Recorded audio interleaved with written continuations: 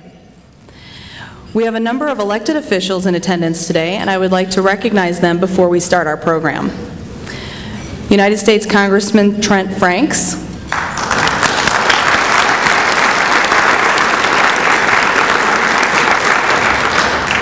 Arizona State Senator John Nelson,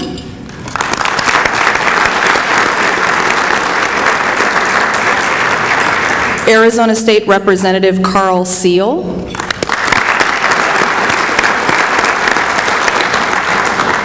Glendale Mayor ELAINE Scruggs, Glendale Council Member Joyce Clark,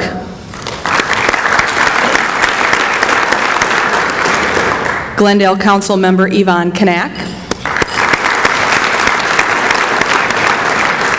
Glendale Council Member Manny Martinez,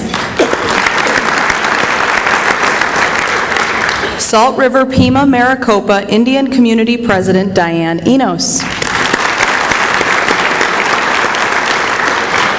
Gila River Indian Community Governor William Rhodes, Gila River Indian Community Lieutenant Governor Joseph Manuel, Gila River Indian Community Council Member Martha Miller,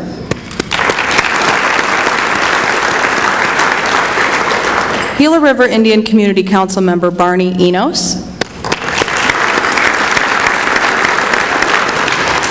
Gila River Indian Community Council Member Jennifer Allison. Welcome and thank you for being here. The Chamber put together today's event to help educate our business community why so many entities have opposed the proposed Indian reservation in Glendale. We will be hearing today from a panel of local, state, tribal, and federal officials who will each give their perspectives on their opposition to the proposed reservation. I've been asked, why is the Chamber hosting an event in opposition to this proposal, and why isn't the other side a part of the panel to present their viewpoint? Perhaps those asking that question are not aware that the Chamber has been an economic development partner with the City of Glendale since 1951. We're celebrating our 60th year.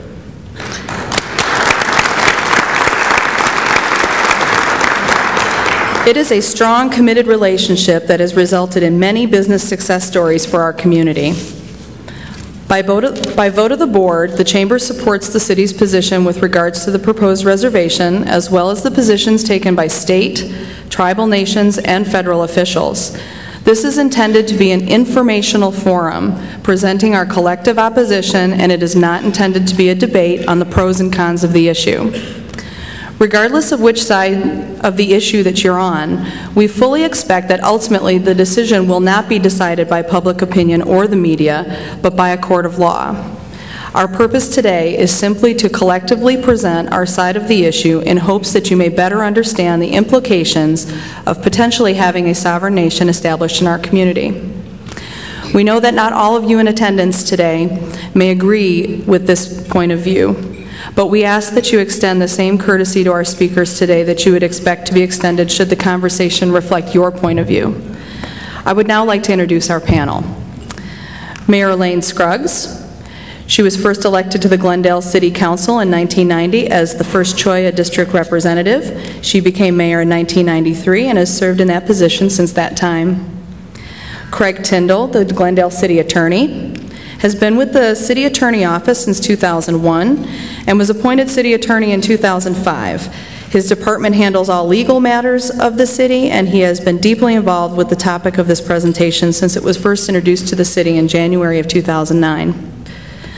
Rick Bistrow, Chief Deputy Attorney General, has practiced law for over 40 years. He and the Attorney General Tom Horn were law partners for 20 of those 40 years. He left private practice and joined the Attorney General's office as Chief Deputy in January 2011.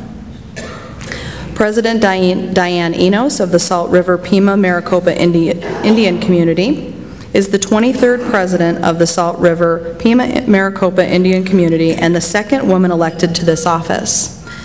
She is the first member of the Salt River Indian Community to become a lawyer. President Enos practiced in the Maricopa County Public Defender's Office for 11 years, leaving as a senior trial attorney upon being elected as president of the Salt River Indian Community. United States Congressman Trent Franks is serving his 5th term in the United States Congress, representing the 2nd District of Arizona. He serves on the Armed Services Committee and the Judiciary Committee, where he is the chairman of the Constitution Subcommittee and a member of the Subcommittee on Commercial Law and Administration. Congressman Franks and his wife Josephine have been married since 1980, and they live in Peoria with their children Joshua and Emily. Thank you all for your interest and attendance today. I'd now like to turn the program over to our mayor, ELAINE Scruggs. Thank you.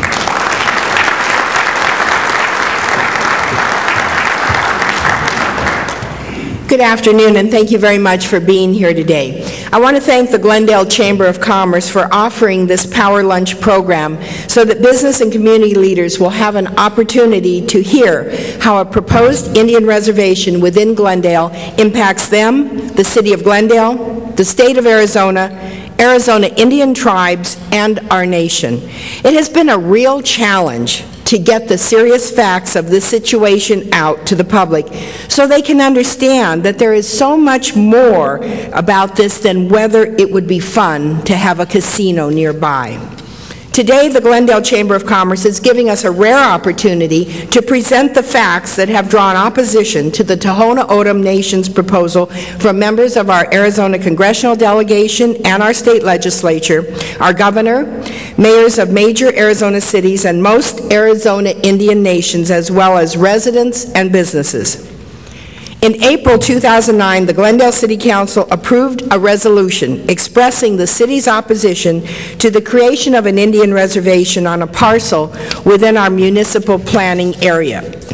Our council passed that resolution after considering the social, financial, and legal impacts of removing the land from all state and local jurisdiction. If converted into an Indian reservation, the land would become a sovereign nation permanently. The laws and regulations of the state, county, and our city will not apply to activity at the proposed site. And despite all the rhetoric about vast amounts of money coming to our city, there will be no tax revenue from the casino or any other development on the site if this land has been taken into federal trust and converted into an Indian reservation. Like the Tohono O'odham, the city of Glendale is well aware of the tremendous economic potential of this site in our sports and entertainment district. In 2002, the City of Glendale presented a proposed general plan to our voters, as required by state law. Uses identified for this parcel in our general plan and approved by our voters are projected to create 500 commercial and retail jobs and 5,000 office jobs. If developed per our approved general plan, Glendale will realize $10 million in construction sales tax, and more importantly, $5.5 million annual recurring revenue at build-out. This will only happen if the site is developed as a parcel in the city of Glendale, county of Maricopa, state of Arizona, whether done by the Tohono O'odham Nation or a different entity. But this will not happen if the United States Secretary of the Interior transfers the land into trust for the benefit of the Tohono O'odham Nation in order for the nation to conduct gaming activity on the land. The City of Glendale elected officials and staff want to make it perfectly clear that we do not oppose on-reservation gaming that is conducted in accordance with the Federal Indian Gaming Regulatory Act and the Arizona Gaming Compact. We respect the rights of Arizona Indian tribes to conduct gaming on existing reservations according to Arizona and federal law. We do not support off-reservation gaming, which is what the Tohono O'odham tribe proposes. We respect the right of the Tohono O'odham Nation to develop the 134 acres of land they own if done as every other landowner and developer has done and will do in the future. The land does not need to be removed from state and local jurisdiction and converted into an Indian reservation for the nation to build the office buildings, hotels and resorts, shopping centers and residents that they speak of. Glendale continues to invite the nation to come to City Hall with their plans, and we will issue the building permits as quickly as possible. We look forward to seeing cranes and construction workers on the land. The only reason that the Tohono O'odham Nation needs the land to be taken into federal trust is to use it for off-reservation gaming, thus breaking the promise made to Arizonans in 2002. Today you will hear more about the legal, social, and financial impacts of the Tohono O'odham's proposal. I want to thank you in advance for your attention and your thoughtful consideration of this extremely serious issue. Thank you.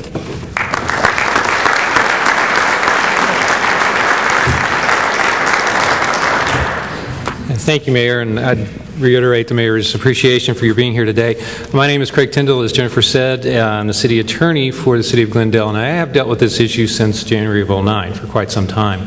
I will tell you that this is an extremely complex issue. When we were told, all of the speakers, that we would talk for about 10 minutes on this topic, I panicked a bit because there is a whole lot that we could cover on this issue, and it would take a very long time. So the best we could do today is an overview of the issues. And as the Mayor said, there are several social issues, political issues, there's, with a small p, political issues, social issues, and legal issues. There are many, many legal questions that come up with this, and those are obviously, as a City Attorney, my concern. There are, in fact, 4 separate lawsuits right now ongoing in various courts on this issue. I could not do justice to all the legal aspects of this in the small time that we have. So I want to focus more maybe on one of these social issues that are involved here, legal aspect, but a social issue. One of the practical problems with this proposal from a municipal perspective. As most of you know, the cities spend a lot of their resources, a lot of time, a lot of money, a lot of effort in planning. We do a lot of planning. The Mayor mentioned some of the plans that we do. We plan for land use, water and wastewater, roadways, economic development. Those plans are very, very important to a community in a couple of different ways. First, planning is necessary for a reasonably orderly development of a community. Municipalities form because people live relatively close to each other. They live in an urban area. What one person does, one person or one business does or does not do can affect others around them. And so the impact, either financially or in a quality of life, is very important that there be plans in place to address those. Secondly, planning allows citizens and businesses, constituencies of the cities, to decide directly or through their elected officials what the community will be now and in the future. One of the primary purposes of planning is for the community to have a voice in what the community will look like now and will look like in the future. So in that context, any large proposal that comes to the city, no matter what it is, either in or near the city, goes through a rigorous planning process. And it does that in order to achieve the 2 purposes I just mentioned. So now, to focus on the Tohono O'odham proposal right now, as the Mayor mentioned, in January of 2009, we were informed that 134 acres, about 1.5 miles north of here at 91st and Northern, would be turned into an Indian reservation, and we were told by the Tohono O'odham that this was a decision of that tribe and the federal government. The city had no input at all into that. The city learned subsequently that the land had been held for several years by the Tohono O'odham in a nondescript corporate name while the community around it developed. And that the only reason really they had for owning the land, or the only connection they had to this land, was to develop a gaming facility, a large gaming facility. After about 2 months worth of research and gaining an understanding of what this proposal really meant, Council, as the Mayor mentioned, passed a resolution that opposed this, and staff was directed to do what is necessary and prudent to take the measures to voice that opposition quite strongly through the courts and other areas. The land itself, the 134 acres just north of here, is a county island, but it's completely surrounded by the city of Glendale. It's within the boundaries of the city of Glendale. It is within our planning area. Yeah, we have planned, as the Mayor mentioned, for a land use there, for water and sewer. It was never anticipated in any of those plans that this would be an Indian reservation with a large casino on it. Not by the city, not by the citizens who bought homes around there, not by the people who rented apartments right on the border of this reservation, not by the parents who send their children to the high school across the street from this proposed reservation, or the businesses that are located around there. And this is not like any other reservation in the valley. Those other reservations are not surrounded by a city. They existed prior to Arizona becoming a state. They existed prior to the cities that are close to them now. And so those cities were able to plan appropriately with respect to how the development would occur and an understanding of what it meant to have an Indian nation next door. And this development, this proposal is a development that's not like any other development. This isn't really a development. What this is taking 134 acres in an urbanized area and putting another form of government in place. Although the land is in the city of Glendale, the governmental entity that will have authority over that land will serve only their constituency, as it should. But that constituency is not the surrounding community. The community that developed around there. Citizens and businesses in the surrounding community will have no voice. The Tindall Nation made that clear initially when they presented this proposal, and they've made that clear in other proposals that they've done in other parts of the state. So, it should be understood as well, as the mayor said, that the city of Glendale is not seeking to deprive the tribe of economic use of this land. The TO can develop that land, but they have to do that without it being a reservation, consistent with the laws and the regulations and the plans that are applicable to development in this area. Developing that land without being a reservation is the only way to assure that the development in this urban area, where it will unquestionably have a very significant impact on the surrounding businesses and the communities that are there, will occur with the considerations of all the interests that are directly impacted. The Tindall Nation chose to develop within a city, and yet its intent is to ensure that that land is developed outside the bounds that were set for development by that community. So that's one reason. As I said, there are very many other reasons, legal and social reasons, why this proposal is bad. And unfortunately, we don't have time to get into a whole lot of those. But the citizens and businesses of the city, with the creation of a reservation within its boundaries, will be deprived of a voice of what goes on in that area. And for that reason, I think is one of the major reasons why our council has decided to oppose this and why the city has taken the opposition that it has. I think now it's my opportunity to turn it over to Rick Bistrow from the AG's office. Okay.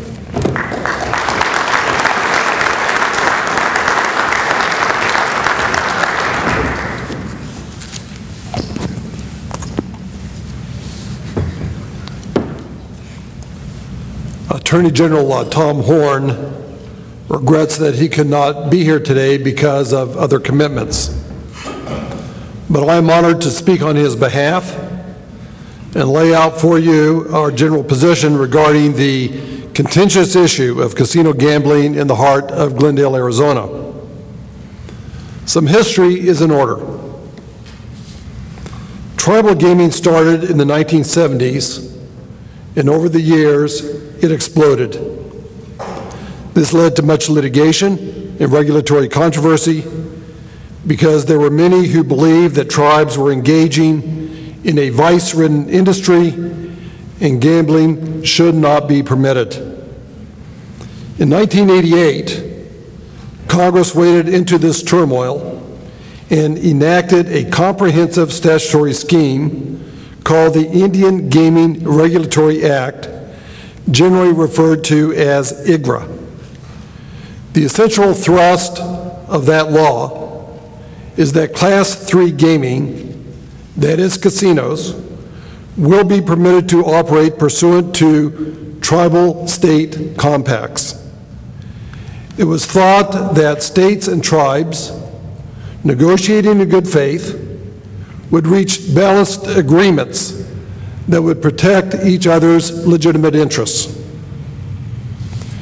IGRA has been a resounding success from an economic perspective.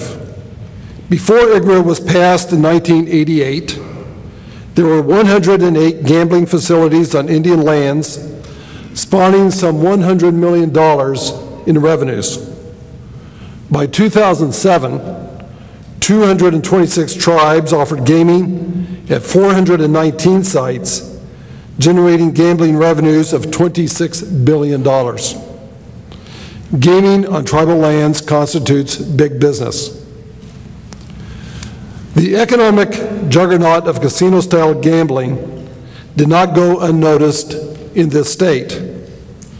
By the early 2000s, the dog and horse racing industry sought to siphon off a large portion of Indian gaming revenues and asked voters to allow racetracks located in urban areas to operate thousands of slot machines. This led to a ballot initiative, Prop 201, that was submitted to the voters in 2002. At the same time that the dog and horse racing industries were gathering signatures for their ballot initiative, state officials, under the leadership of Governor Hull, negotiated a compact with 17 of Arizona's 21 Indian tribes. This compact, known as Prop 202, was submitted to the voters in November 2002 as an alternative to Prop 201. State officials vehemently opposed the racing track initiative and strongly supported the comprehensive agreement set forth in Prop 202. Prop 201 was defeated, and Prop 202 was enacted into law over 8 years ago. What did Prop 202 do? Among other things, it reduced and limited the number of gaming facilities that could be operated on tribal lands, while expanding the types of games that could be operated. The policy of our government officials were clear. The state recognized that there existed a strong aversion to gambling. It understood that casinos can cost the state and cities in terms of lost revenues and social ills such as crime, bankruptcy, and pathological gambling behaviors. At the same time, there was a recognition that Indian tribes, for generations, had been mired in poverty, and that gaming offered them a real opportunity to create jobs, rebuild their communities, and provide them with decent schools, roads, water facilities, and other vital services. Prop 202 forged a compromise between these competing interests. All of the parties to the compact understood the delicate nature of the compromise. The state made it clear that it did not want large-scale gaming facilities to expand into its heavily populated and urban areas. Indeed, it rejected any such efforts. That is why it opposed and campaigned against the horse and dog racing track initiative. That is why it reduced and limited the number of casinos on Indian tribal lands. Indeed, official statements in favor of Prop 202 spoke in terms of limited Indian gaming, that no new casinos will be built in the Phoenix metropolitan area, that gaming was to be kept on Indian reservations and not be allowed to move into our neighborhoods. Every signatory to the compact, including the Tohono O'odham Nation, understood that the compact entered into by the parties and sold to the voters of this state limited the number of facilities each tribe could operate and would not allow for any additional casinos in the greater Phoenix area. Had there not been this mutual understanding, let us be clear, there would have been no compact. When the compact was being negotiated, and as the campaign to pass Prop 202 proceeded, no one from the Tohono O'odham Nation stated a contradictory understanding. No one from the nation told its fellow tribes that it was eyeing a piece of property in the heart of Glendale. No one from the nation said a word that it could or that it intended to purchase such property under the Gila Bend Act and put a casino on it. The state was left in the dark. Fellow tribes were left in the dark. The citizens of this state, and most important, the citizens of Glendale, were left in the dark. The nation allowed Prop 202 to be signed and passed without uttering a word of its intentions to its negotiating partners. So now we have the specter of the nation secretly purchasing this 134-acre parcel in 2003, not in its own name, but in the name of a foreign corporation. 2 years ago, it announced its intention to put this property into an Indian land trust with the avowed purpose to place a casino on the site. It knew in doing so the casino would be located next to a public high school and surrounded by residential homes. It cared not a whit about the solemn understanding reached with the state and its fellow tribal partners. Nor did it care about broad public concerns regarding the deleterious effect of gambling and how those effects might harm cities such as Glendale in both social and economic terms. It did not even care about its fellow tribes and how a casino in the middle of Glendale would threaten their collective economic interests. In short, it was not concerned with the balancing of interests that had been so delicately carved out by the parties in the compact of 2002. It was concerned about one thing and one thing only: profit. Everyone else is to be damned. The city of Glendale came to see me many months ago and asked for help from the Attorney General to legally thwart the efforts of the nation to undo the understanding of 2002. The Attorney General readily agreed. We are helping in this fight because we are not going to willingly allow the broad agreement of 2002 to be undone. A commitment made is a commitment that should be kept. The Attorney General understands that in any legal fight, there will be twists and turns. We have been dismayed at the actions of the federal government, which has given some initial green lights to the nation. How can the United States even consider taking this 134-acre parcel or any portion of it into trust under the Gila Bend Act? Congress never intended to allow the nation to purchase property in the middle of Glendale, put the property into the reservation system, and remove the property from the jurisdiction of city, county, and state governments. It most assuredly did not intend for casinos to be built in contravention of compacts reached with the state of Arizona. We at the Attorney General's office are not pessimistic about the ultimate results. We hear naysayers tell us that the federal government will bend statutory language and do whatever the nation wants, and that the federal courts will rubber stamp those decisions. We are more optimistic than that. I'm reminded of a friend who had 2 boys. On Christmas, he put one gift on one side of the tree for his elder son and another gift on the other side for his younger son. The older boy, the pessimist, found a bike on his side, but he said, "When I ride it, I'm just going to fall off and hurt myself." The optimistic boy opened up his gift and found a big bag of manure. And he exclaimed, "Dad, you're so great. Thanks a million for giving me a pony."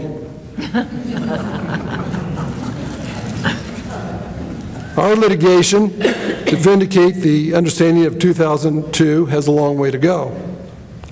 The nation is asserting a position which is unjust, unfair, and injurious. The Attorney General's office represents the public interest. We are on Glendale's side, and ultimately we expect common sense to prevail. Thank you.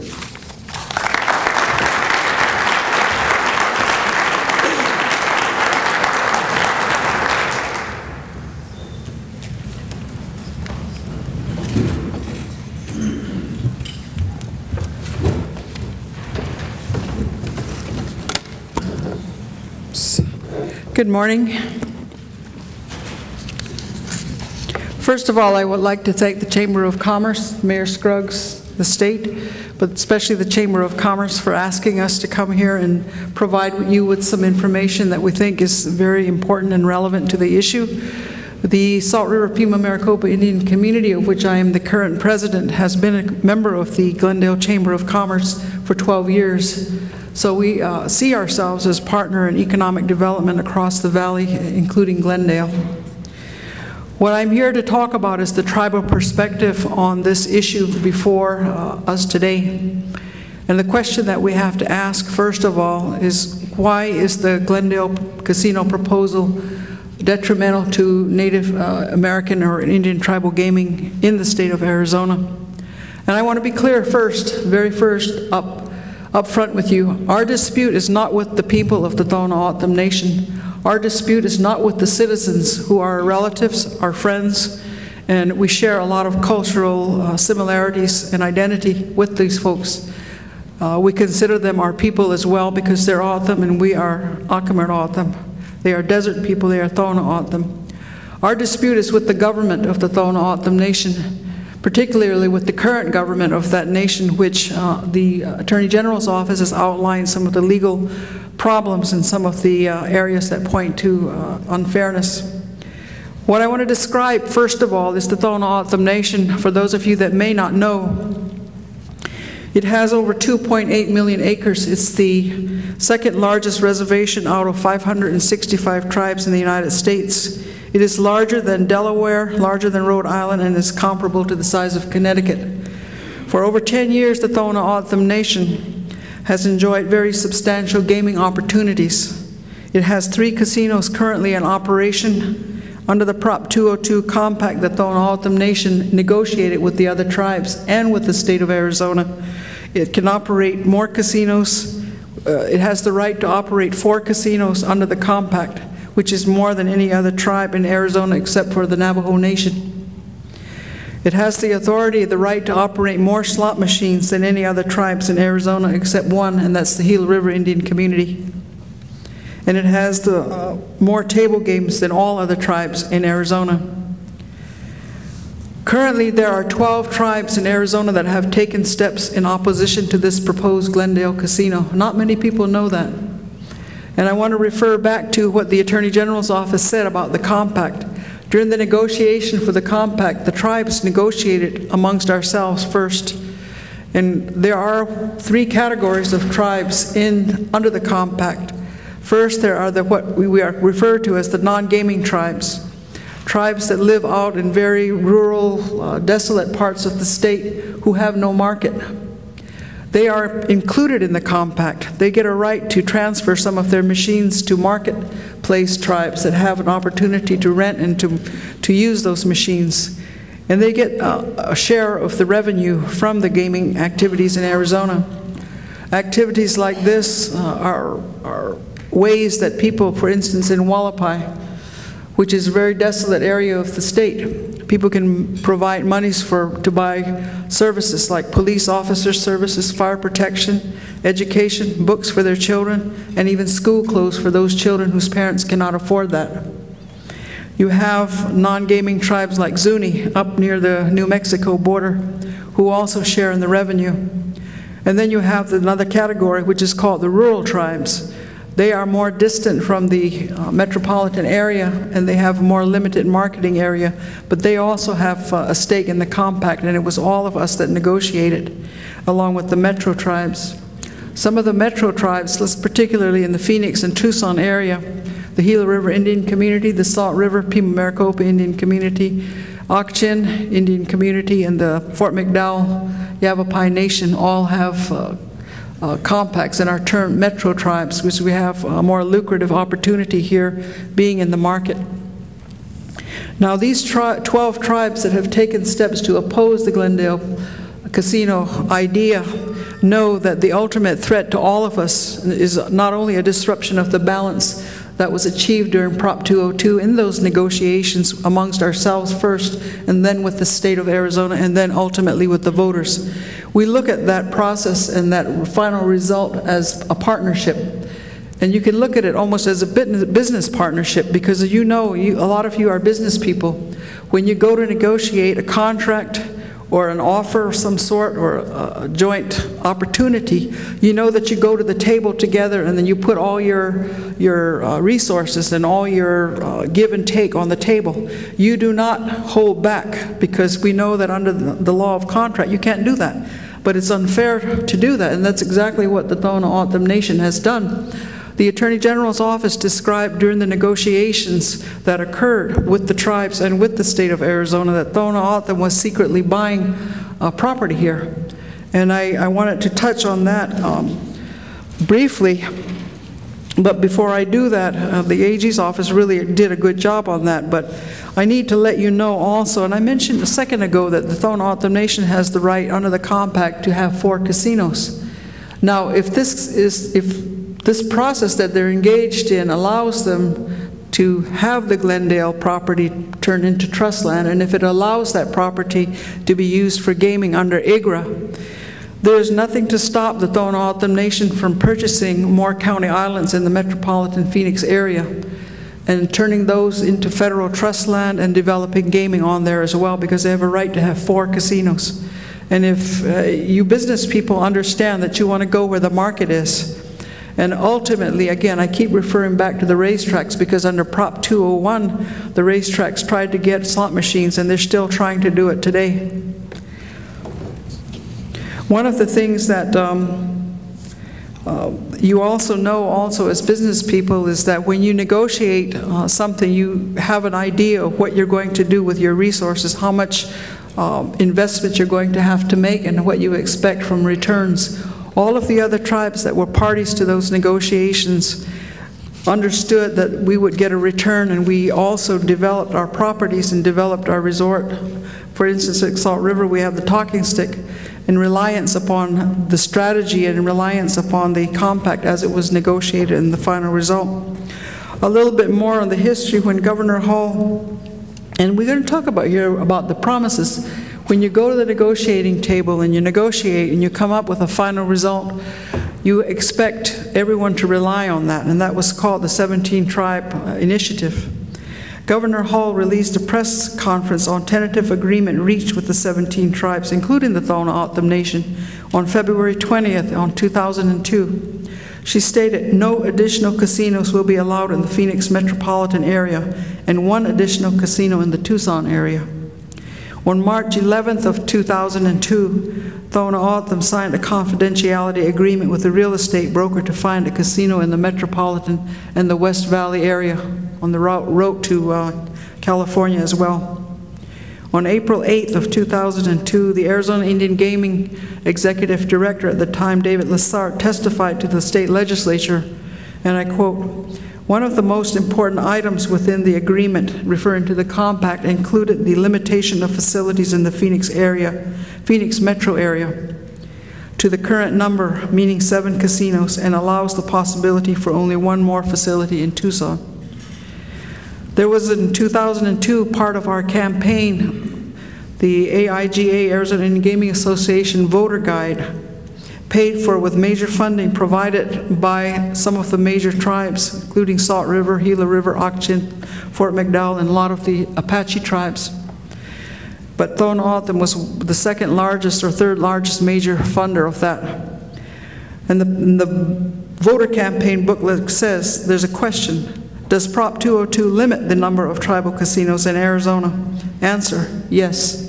In fact, Prop 202 reduces the number of authorized gaming facilities on tribal land and limits the number and proximity of facilities each tribe may operate. Under Prop 202, there will be no additional facilities authorized in Phoenix. There will be no additional facilities authorized in Phoenix, and only 1 additional facility permitted in Tucson. This is what we told the voters of Arizona. This was part of our seeking partnership with the voters of Arizona, that we would have limited gaming would be stable, and it would be on existing tribal lands. Again, in 2002, Arizona Secretary of State's official voter guide for the Prop 202 vote contains a statement from Governor Hall on why the voters should approve Prop 202. Governor Hall supported this, and she knew that it would not only bring a benefit to the citizens of Arizona, but to the tribes as well. She wrote, voting yes on Prop 202 ensures that no new casinos will be built in the Phoenix metropolitan area and only 1 in the Tucson area for at least 23 years, and that's a direct quote. Now, Chairman Norris of the Tohono O'odham Nation will tell you, When asked about the promises that we all as gaming tribes made to the voters and the state of Arizona, he will tell you that that's just a publicity pamphlet. When asked about why did we make these assertions to the voters and to the state of Arizona, he'll say, it's just a publicity pamphlet. So again, following a little bit of the chronology, the Tona-O'odham Prop 202 Compact became effective on February 5th of 2003. And in March 12th of 2003, Tona-O'odham created a Delaware corporation to seek to buy the casino land. And in August of 2003, the Delaware corporation bought the casino property that we're here talking about today. Now, they've never denied this. They have never, in fact, they've admitted that they were seeking to purchase lands, as I stated earlier, during the negotiations of Prop 202. And we ask, oh, what does this mean? Again, I go back to the arguments that were made during Prop 202 time, and the arguments made by the racetracks for racinos to have slot machines. And there's a provision in the compact that says that if non-Indian entities, and referring back to the well-fought balance that the compact achieved, there's a provision that says if non-Indian entities get slot machines, then the poison pill is invoked. What the poison pill is, it means ultimately a step towards statewide gaming. To us as tribal gaming businesses, and to us as tribal nations, that is the ultimate threat that this Glendale casino proposal brings to all of us. Is that, and I think that is something that I would urge you as citizens of the state, not only citizens but business people, to consider. Do we really want statewide gaming in Arizona? Do we really want Las Vegas-style gaming? Because as they say, all bets are off if that occurs. The tribal nations will not have to share revenue anymore if the poison pill is invoked. We will not have to contribute to the nonprofits that we have to do right now. We would not have to contribute to the trauma centers, to the public safety, to the wildlife foundation, wildlife funds, to problem gaming. Those are requirements under the state compact. We would not have to do so, and we could have as many casinos as we want, as many slot machines as we want, but so could everybody else in Arizona ultimately. So that is the disruption, that is the threat that we as tribal nations see in this Glendale proposal. It's not an easy thing to stand here. It's not an easy thing to talk about what we consider bad faith of another tribal nation, in fact, our relatives. We do so reluctantly, but we do so that in future years that we do not have to look at ourselves and say, we didn't say anything at the time. We should have said something. We should have spoke up. So that's why I'm here today, and thank you for listening to me.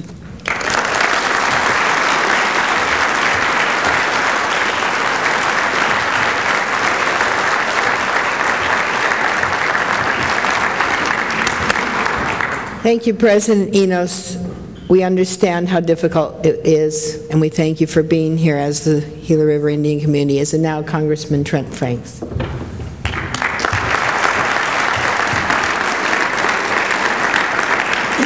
Well, thank you, Mayor. Thank you very much. And I want you to know I'm grateful to be here with all of you today. I think it's very appropriate for the Chamber of Commerce to hold such a gathering, and I certainly want to express my thanks because this indeed has significant implications for the productivity and the commerce of this city and this state. And again, I think it's very appropriate for you to be doing this. And I feel a little bit like a fish out of water here because these folks, all erudite, have done an excellent job in explaining this situation far better than I'm able to do. Each of them have done wonderful. I'm so proud of our mayor. I'm going to go ahead and single her out if I could for a moment. You know, they've tried to make it sound like Glendale's just being stubborn here. But the truth is the mayor is standing up for the people of this city and this state and the precedents that are represented here. And I am extremely proud of her and her administration. And I hope you'll all express that to her as well.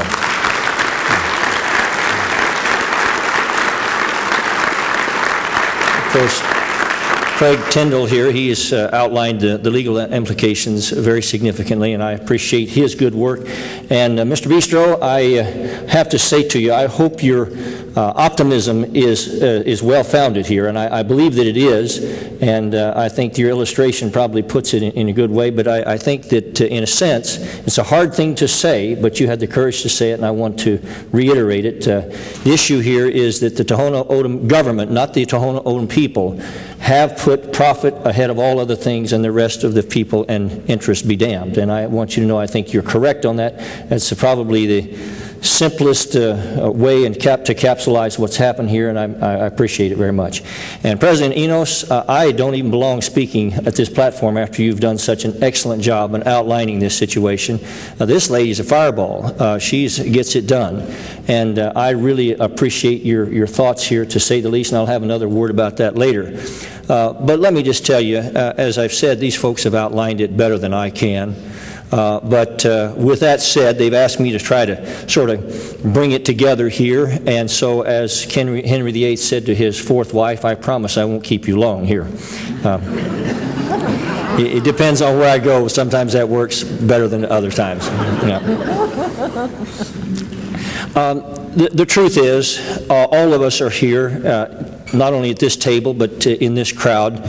We each have oftentimes disparate rationale at the bases for our opposition to this effort on the part of the Tohono O'odham government to bring a sovereign nation into the center of a city without that city's permission, without even telling them that it was coming.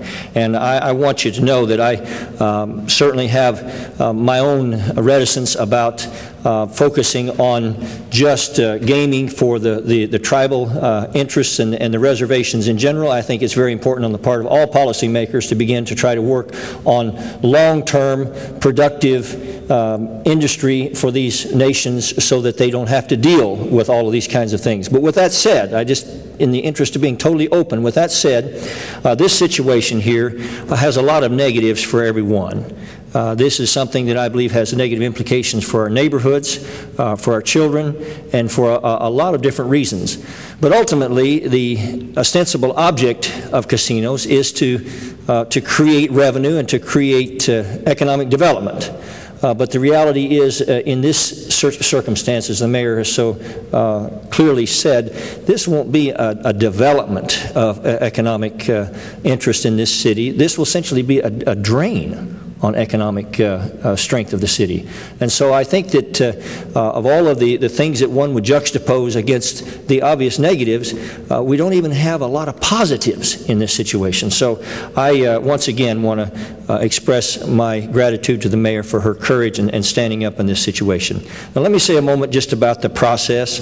Again, most of these things have been covered, but the Gila Bend Indian Reservation Replacement Act, as all of you know, which is the ostensible grid that the Tohono O'odham have based their actions upon, it was never meant to create any situation like this. This was meant to be able to create to replace reservation lands that had been displaced by dams or federal projects, and it had a noble commitment in it in the beginning. But for them to distort it this way really is a distortion that the media especially should be aware of. And I want to just go ahead while I'm walking by here insulting as many people as I can, is to say something to the Arizona Republic. It's important that the media delve into this situation and look at the background here and see what has happened here, because if they do, it's very hard for them to have a real basis for any kind of support for this effort. And I hope they will do that, and I hope that they will begin to really understand what's happened here. We're seeing on the federal level a lot of activity like this across the country.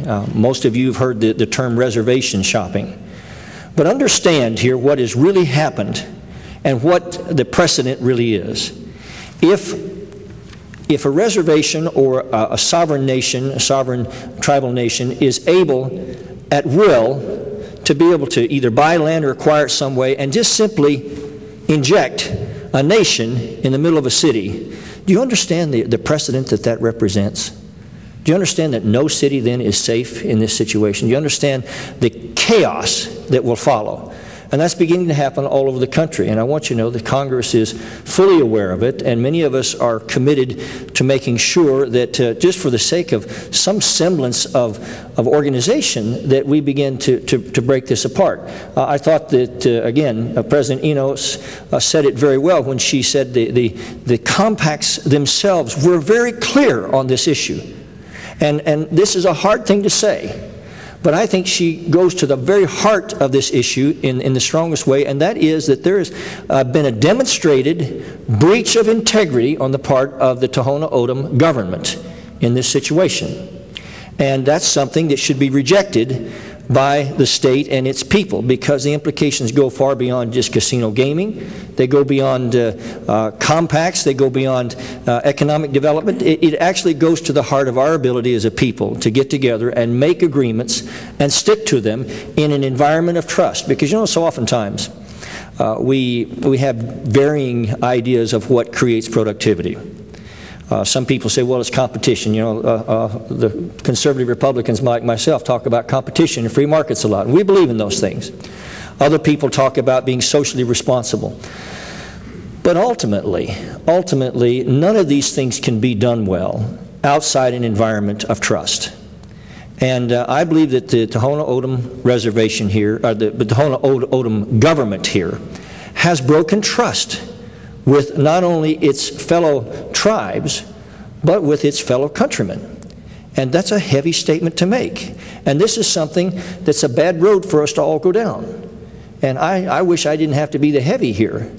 But this has extreme implications for our city, for our state, and for our country. And I would suggest to you there's usually a moment in the life of every problem when it is big enough to be seen and still small enough to be solved.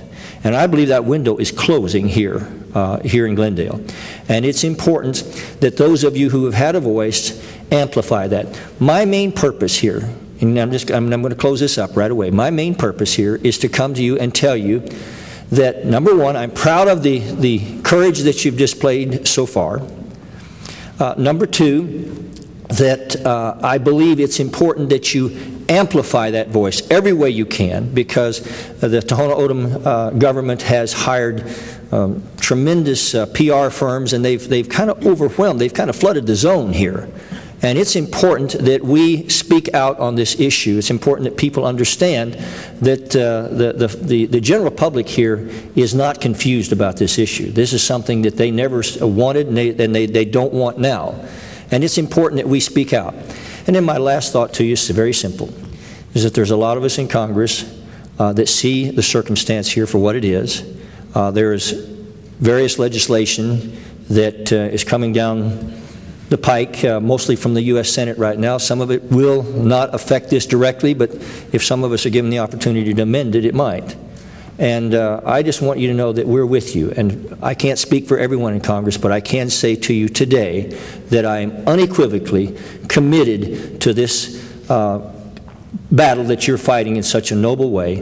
And let's make sure that we not only keep our word with each other, but let's make sure that cities and states are not just thrown into chaos by this idea of someone suddenly being able to create a nation that completely turns on its axis the whole dynamic of government. And let's make sure that we do this now while we can, because if we lose this one, the implications down the road are very significant.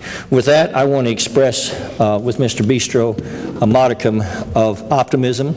I believe that when free people stand up and do what's right, it's very difficult to stop them, and I think we're going to win. And I thank you very much for the opportunity to speak to you.